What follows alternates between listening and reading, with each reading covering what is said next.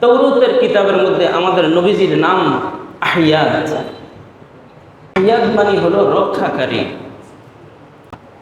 ইনজিল কিতাবের মধ্যে নবীজির নাম হলো আল মাহি। মাহি মানে হলো বিলুপ্তকারী। জবুর কিতাবে নবীজির নাম হলো আহমদ। আহমদ মানে সর্বোচ্চ প্রশংসা। তাওরাতের ভাষা অনুযায়ী নবীজির নাম হলো আহিয়াদ। জবুরের ভাষা অনুযায়ী নবীজির নাম হলো আহমদ। ইনজিলের ভাষা অনুযায়ী নবীজির নাম হলো আল মাহি। আর কোরআনের ভাষা অনুযায়ী নবীজির নাম হলো মুহাম্মাদুর রাসূলুল্লাহ। আমাদের নবীজি সাল্লাল্লাহু আলাইহি ওয়াসাল্লাম সর্বশেষ নবী। পৃথিবীর মধ্যে সর্বপ্রথম নবী হলো হযরতে আদম আলাইহিস সালাম। তিনি যেমনিভাবে সর্বপ্রথম নবী, তেমনিভাবে তিনি মানব কুলের সর্বপ্রথম মানব হযরতে আদম আলাইহিস সালাম। আদম আলাইহিস সালাম আগমনের পর থেকে নিয়ে আমাদের নবীর আগ পর্যন্ত মোট সময় গিয়েছে ৫,৪৩২ বছর। কত বছর? ৫,৪৩২ বছর। আদম আলাইহিস সালাম আর আমাদের নবীজির গ্যাপটা, এই গ্যাপের মধ্যে আল্লাহ পাক অসংখ্য নবী, কোন কোন রেওয়ায়েত অনুযায়ী ২,২৪,০০০ পয়গম্বর আল্লাহ তাআলা দুনিয়াতে প্রেরণ করেছে। আদম আলাইহিস সালাম থেকে নিয়ে সমস্ত নবীরা যেমনিভাবে এক কালেমার দাওয়াত দিয়েছেন, কুলু লা ইলাহা ইল্লাল্লাহ, বলো তোমরা আল্লাহ ছাড়া কোনো মাবুদ নেই। এই দাওয়াতটা যেমনিভাবে দিয়েছেন, সাথে সাথে আরেকটি সুসংবাদ দিয়েছেন যে আমার পরে একজন নবী আসবেন, যিনি হবেন হাবিবুল্লাহ, আল্লাহর প্রিয় বন্ধু মুহাম্মদুর রাসূলুল্লাহ সাল্লাল্লাহু আলাইহি ওয়াসাল্লাম। সমস্ত নবীরা দ্বীনের দাওয়াতের সাথে সাথে আমাদের নবীজির সুসংবাদ দিয়েছেন। সুবহানাল্লাহ। সমস্ত নবী রাসূলরা যেমনিভাবে সুসংবাদ দিয়েছেন, আসমানি প্রত্যেকটা কিতাবের মধ্যেও আমাদের নবীজির ডিটেলস পরিচয় আল্লাহ পাক দিয়ে দিয়েছে। সুবহানাল্লাহ। প্রত্যেকটা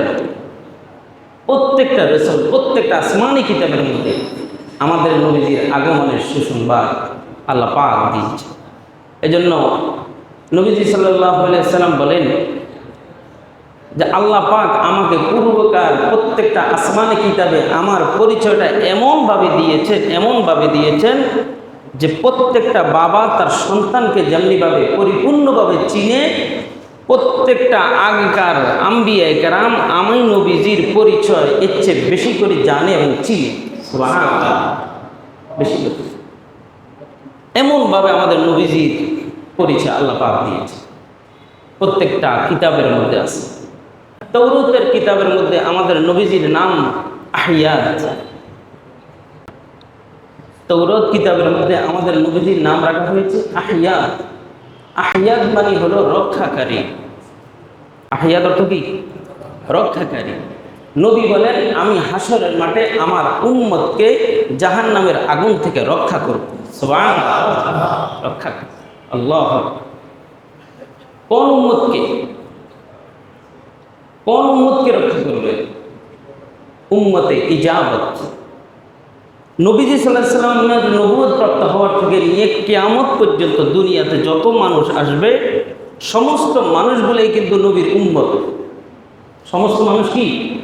নবীজির উম্মত। কাফেরেরাও, হিন্দু, বৌদ্ধ, খ্রিস্টান সবাই নবীজির উম্মত। তবে তারা হলো উম্মতে দাওয়াত। উম্মতে কি? দাওয়াত। সমস্ত আনেওয়ালা মানুষের কাছে এই নবীর দাওয়াত, লা ইলাহা ইল্লাল্লাহ মুহাম্মাদুর রাসূলুল্লাহ, এই দাওয়াত সমস্ত মানুষের কাছে যেই কোনো প্রান্তে, যেই কোনো সময় যখন এই কালেমা পড়বে, সাথে সাথে সে উম্মতে ইজাবত, নবীর প্রকৃত উম্মতের মধ্যে অন্তর্ভুক্ত হয়ে যাবে। তা হাসরের মাঠে আল্লাহ রাসূল সাল্লাল্লাহু আলাইহি ওয়াসাল্লাম আহিয়াদ, সংরক্ষণকারী, রক্ষাকারী, জাহান্নামের আগুন থেকে উম্মতকে রক্ষা করবে। কেমন রক্ষা করবেন? ওই যে মুরগি যেমনভাবে তার বাচ্চাকে চিল যখন আক্রমণ করে, তখন যেমন চিলকে একবার ধাওয়া করে আবার বাচ্চার কাছে আসে, আবার চিলকে ধাওয়া করে আবার বাচ্চার কাছে আসে, ঠিক তেমনিভাবে হাসরের মাঠে আল্লাহর পয়গম্বর একবার জাহান্নামের গেটে যাবে, আবার হাসরের মাঠে উম্মতের কাছে দৌড়ে আসবে, আবার হাসরের মাঠে জাহান্নামের গেটে যাবে, আবার নবীজি উম্মতের কাছে আসবে, না জানি কোনো উম্মত জাহান্নামে ঢুকে যায়। আল্লাহ, এমন পয়গম্বরের উম্মত আমরা, এমন দয়াময়, এমন এত মায়ার নবী আমরা পেয়েছি, আলহামদুলিল্লাহ। নবীজি এই তাওরাতের মধ্যে নবীজির নাম হলো আহিয়া। ইনজিল কিতাবের মধ্যে নবীজির নাম হলো আল মাহি। মাহি মানে হলো বিলুপ্তকারী। মাহি মানে কি? বিলুপ্তকারী। নবীজি বলেন, আল্লাহ পাক আমাকে প্রেরণ করে সমস্ত মূর্তিকে বিলুপ্ত করেছে। সুবহানাল্লাহ। মূর্তি বিলুপ্ত করার জন্যই আল্লাহ পাক আমাকে দুনিয়াতে প্রেরণ করেছে। মূর্তি রক্ষা করার জন্য না, বিলুপ্ত করার জন্য, ধ্বংস করার জন্য আল্লাহ নবী এসেছেন। নবীজির একটা আগমনের একটা টার্গেট হলো মূর্তিকে বিলুপ্ত করা। তাহলে মুসলমানের কাজ কি? মূর্তি রক্ষা করা না বিলুপ্ত করা? এটা মুসলমানের কাজ হবে। কিন্তু আজকে আমরা কি করি? মূর্তি রক্ষা করতেছি। আজকে আমাদের ঘরের মধ্যে বহু মূর্তি আছে কি নাই? কেমন মূর্তি? আজকে আলমারির মধ্যে বিভিন্ন ধরনের মাটি দিয়ে, কাঠ দিয়ে মূর্তি আছে কি নাই?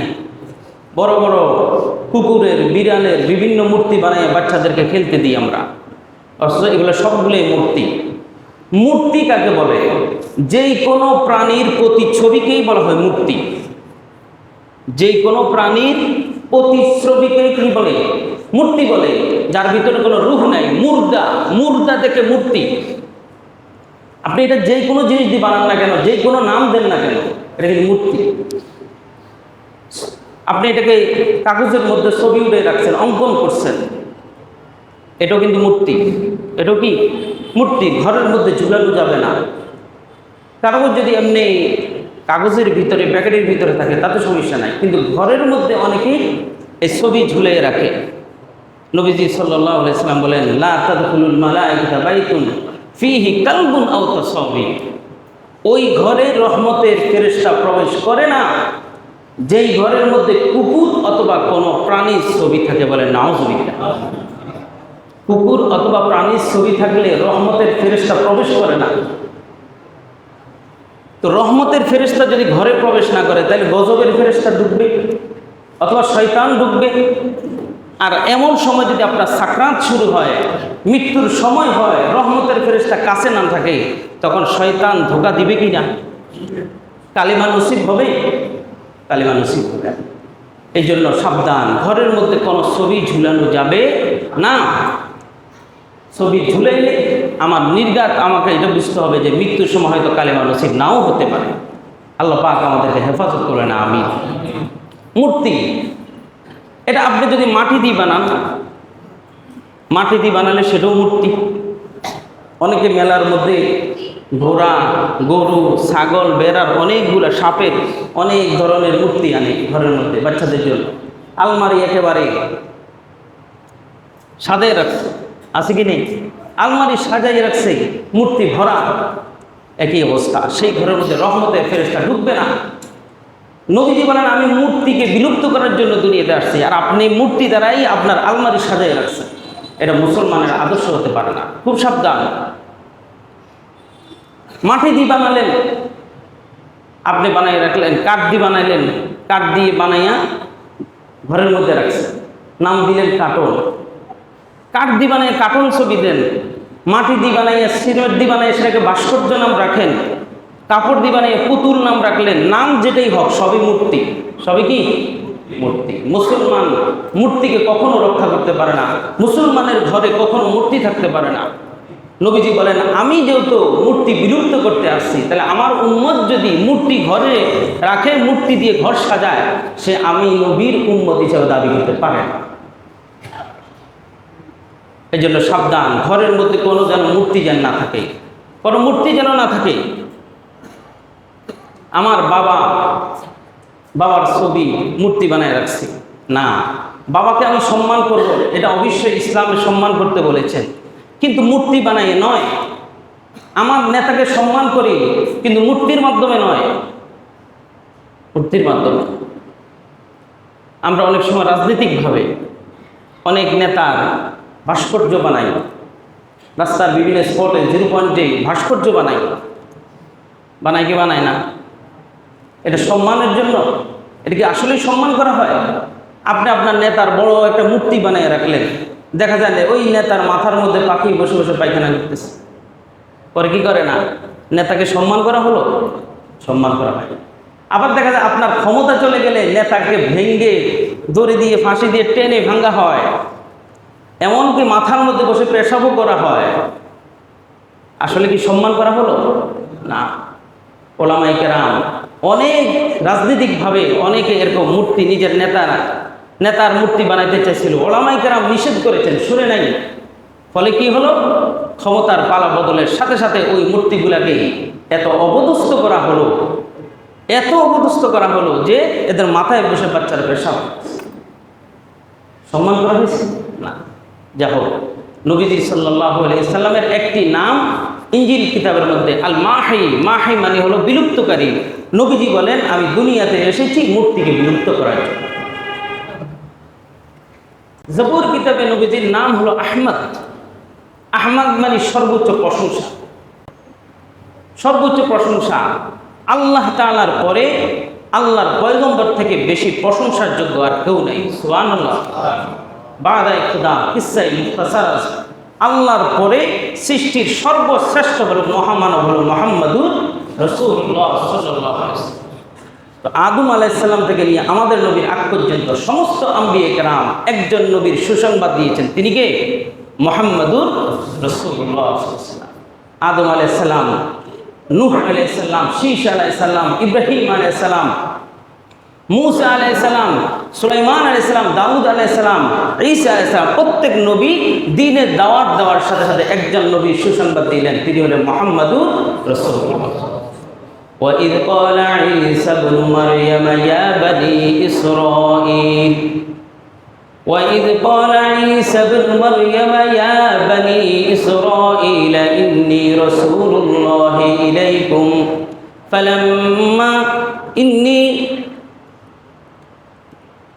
وَإِذْ قَالَ عِيسَى ابْنُ مَرْيَمَ يَا بَنِي إِسْرَائِيلَ إِنِّي رَسُولُ اللَّهِ إِلَيْكُمْ مُصَدِّقًا لِمَا بَيْنَ يَدَيَّ مِنَ التَّوْرَاةِ وَمُبَشِّرًا بِرَسُولٍ يَأْتِي مِن بَعْدِي اسْمُهُ أَحْمَدُ وَمُبَشِّرًا بِرَسُولٍ يَأْتِي مِن بَعْدِي اسْمُهُ أَحْمَدُ, যে আমি আসমানি কিতাবকে সত্যায়ন করতে এসেছি এবং আমার পরে একজন পয়গম্বরের সুসংবাদ দিতে এসেছি যার নাম হলো আহমদ। সুবহানাল্লাহ।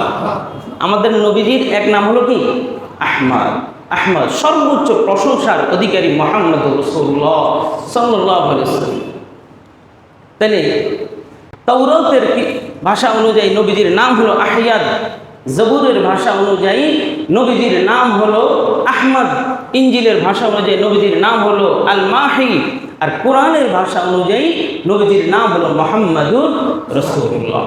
মুহাম্মাদুর রাসূলুল্লাহ والذين معه أشداء على الكفار رحماء بينهم تراهم ركعا سجدا يبتغون فضلا। নবীজির নাম হলো মুহাম্মদ। মা কানা মুহাম্মাদুন আবা আহাদিম মির রিজালিকুম ওয়ালাকিন রাসূলুল্লাহ। সুবহানাল্লাহ। নবীজি কোরআনের ভাষা অনুযায়ী নবীজির নাম কি? মুহাম্মদ।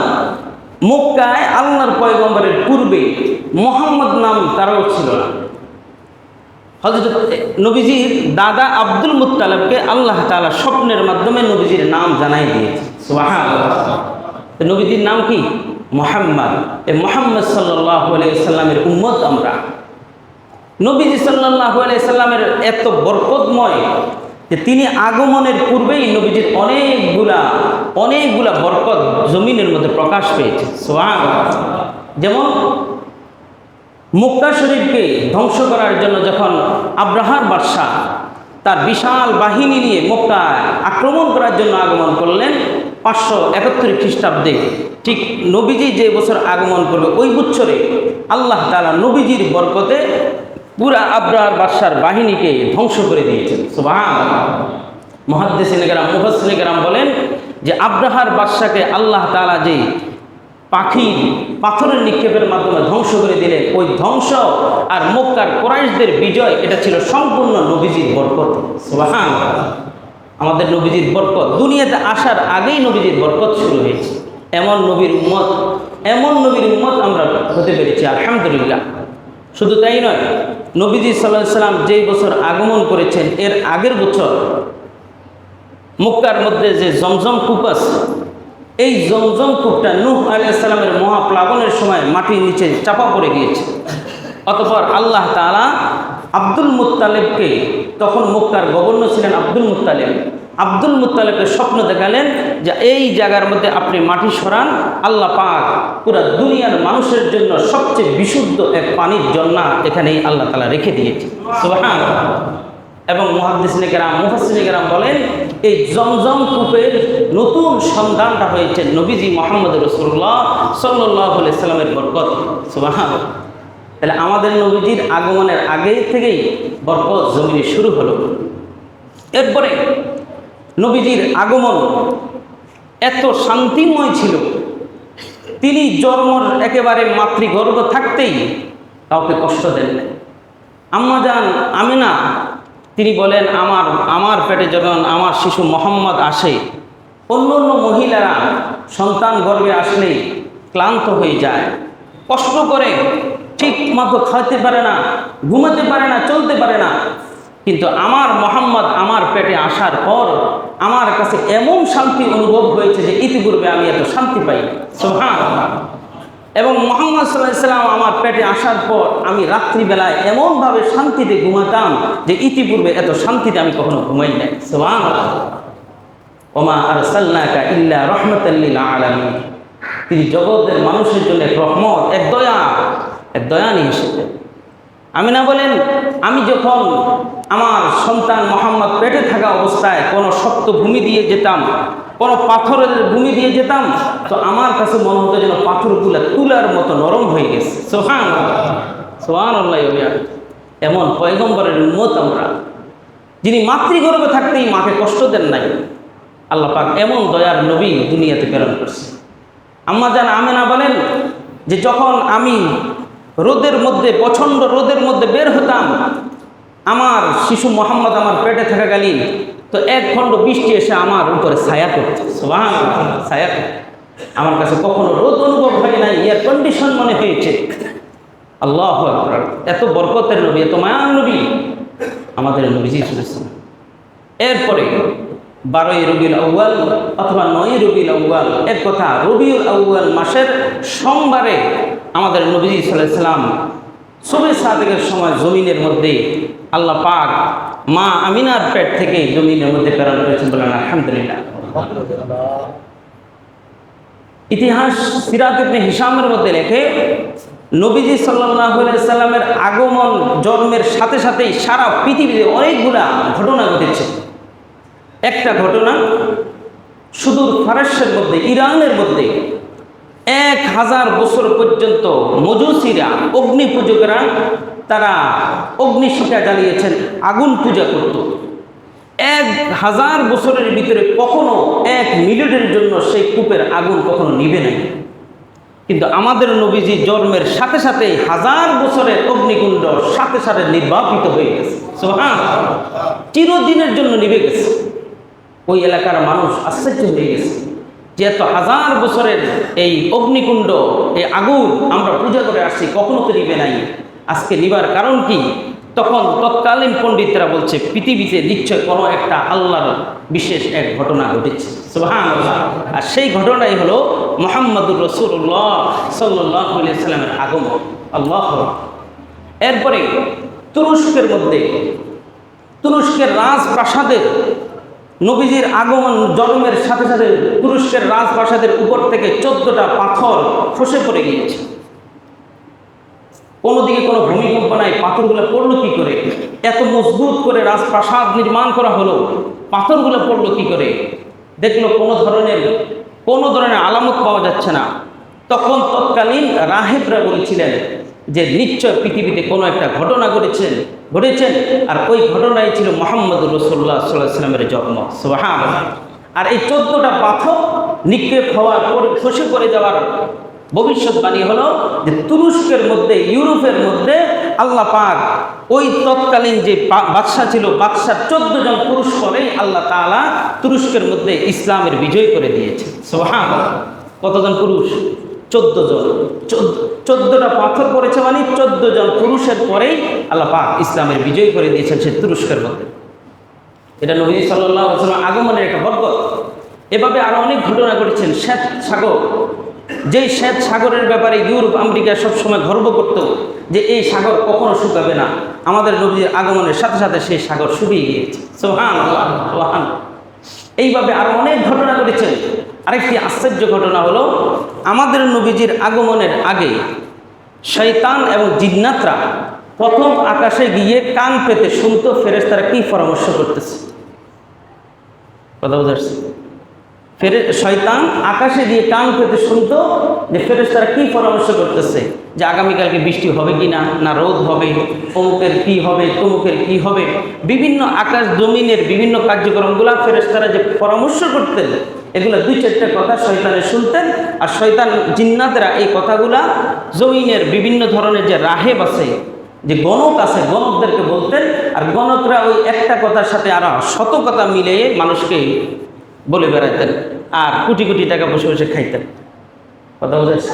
কিন্তু আমাদের নবীজির আগমনের সাথে সাথে, জন্মের সাথে সাথেই জিন্নাতরা আর উপরে উঠতে পারছেন না। যখনই উপরে উঠেন ফেরেশতারা সঙ্গে সঙ্গে আগুন নিক্ষেপ করে তাদেরকে ফেলে দেয়। সুবহানাল্লাহ।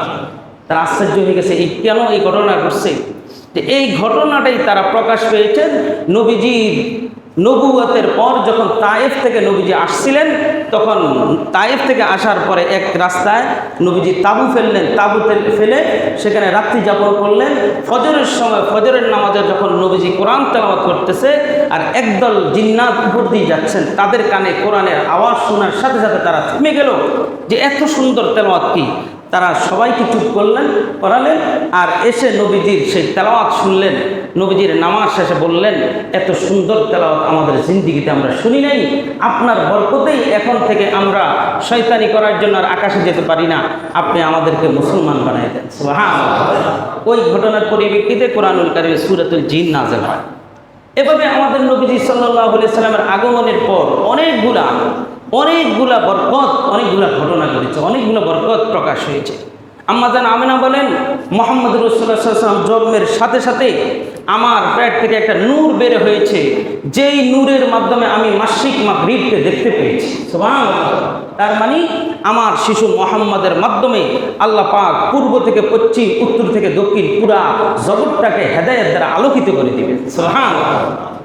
এমন পয়গম্বরের উম্মত আমরা হতে পেরেছি, আলহামদুলিল্লাহ। সাধারণ কোনো নবীর উম্মত নয়, এক অসাধারণ পয়গম্বর, তিনি হলেন মুহাম্মদ রাসূলুল্লাহ সাল্লাল্লাহু আলাইহি সাল্লাম।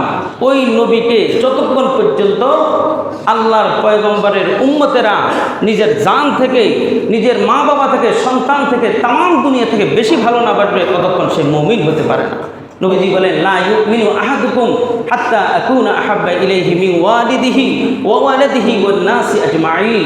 অতক্ষণ পর্যন্ত তোমরা মুমিন হতে পারবে না যতক্ষণ পর্যন্ত না তোমরা তাম দুনিয়ার সকল থেকে আমি নবীকে বেশি ভালো না বাসবে। সুবহানাল্লাহ। তা আল্লাহর নবীকে আমরা অন্তর থেকে ভালোবাসি না। নবীজির উপরে কোনো ধরনের আঘাত আসুক, নবীজিকে শানে কেউ কোনো ধরনের বেয়াদবি করুক, এটা আমরা বরদাস্ত করব না। এবং নিজের জীবনের শেষ প্রান্ত পর্যন্ত নবীজির প্রত্যেকটা সুন্নাহ মতে জীবনযাপন করব। আল্লাহ পাক তৌফিক দান করুন। আমিন। ওয়া আখিরু দাওয়ানা আলহামদুলিল্লাহি রাব্বিল আলামিন।